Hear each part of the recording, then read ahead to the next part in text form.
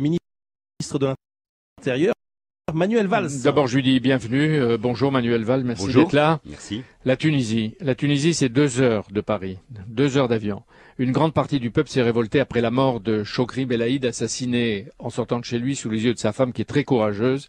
Il était menacé et pas protégé. Est-ce que vous continuez à faire de la Tunisie un exemple des printemps arabes? Non, ça n'est pas un exemple, mais en tout cas, il y a un peuple, sa jeunesse, les femmes. Vous, ministre de l'Intérieur, si vous étiez sollicité par un gouvernement à majorité NADA pour une coopération policière, vous leur enverriez ce dont ils ont besoin? Il existe des coopérations, notamment pour la protection des frontières de la Tunisie. Mais bien évidemment, la France ne coopérera jamais quand il s'agit de réprimer un peuple. Bien prendre conscience, et je m'adresse évidemment à nos compatriotes, des dégâts, et le mot est faible, du despotisme, de cet islamisme qui aujourd'hui, par l'obscurantisme, nie les valeurs et cherche à enfermer notamment les femmes tunisiennes dans un voile.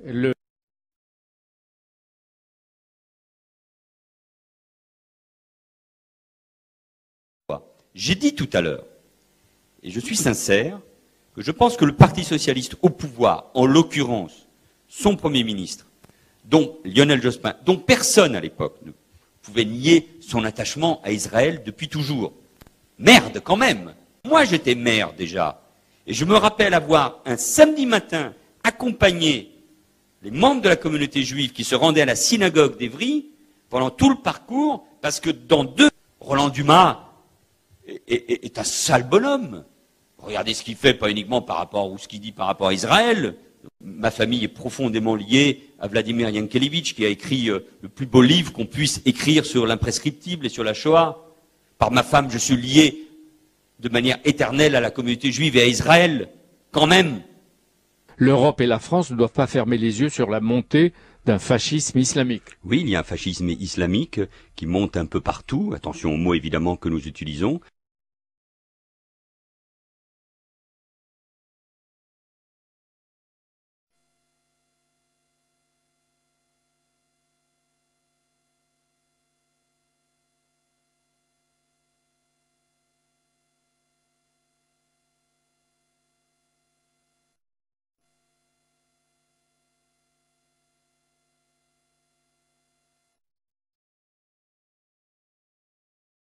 À propos de la Tunisie, quel est votre point de vue aujourd'hui? Est-ce une dictature? Nous proposons que le savoir-faire qui est reconnu dans le monde entier de nos forces de sécurité permette de régler des situations sécuritaires.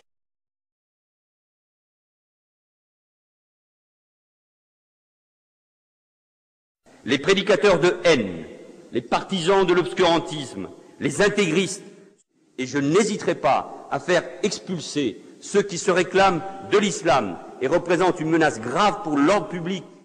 Vous pouvez applaudir aussi, mesdames et messieurs. La République doit aider. La République, mesdames et messieurs, doit être intraitable avec toute manifestation antisémite. Car quand un juif de France est attaqué pour ce qu'il est, ou ce en quoi il croit, c'est la République elle-même, dans son essence, qui est attaquée. Toute agression. Les Tunisiens qui le peuvent quittent parfois en ce moment leur pays. Manuel Valls, si les violences continuent et s'ils le demandent, est-ce que l'asile politique leur serait accordé ou leur sera accordé comme des réfugiés politiques? Monsieur le ministre de l'Intérieur, vos services ont démantelé une filière de 4 djihadistes qui sont toujours en garde à vue. Il y a des cellules, des filières, des individus qui vont faire le djihad, comme on dit, en Afghanistan, en Syrie d'abord, mais aussi au Sahel en moindre nombre, qui peuvent aussi frapper sur notre territoire, donc les services de... Manuel Valls, les enquêtes d'opinion montrent d'ailleurs en ce moment que les Français ont peur de l'islamisme. Ils sont persuadés que des actes de terrorisme auront lieu ici, dans le futur, parfois bientôt. Est-ce que vous êtes en mesure de les rassurer? Je suis lié de manière éternelle à la communauté juive et à Israël, quand même.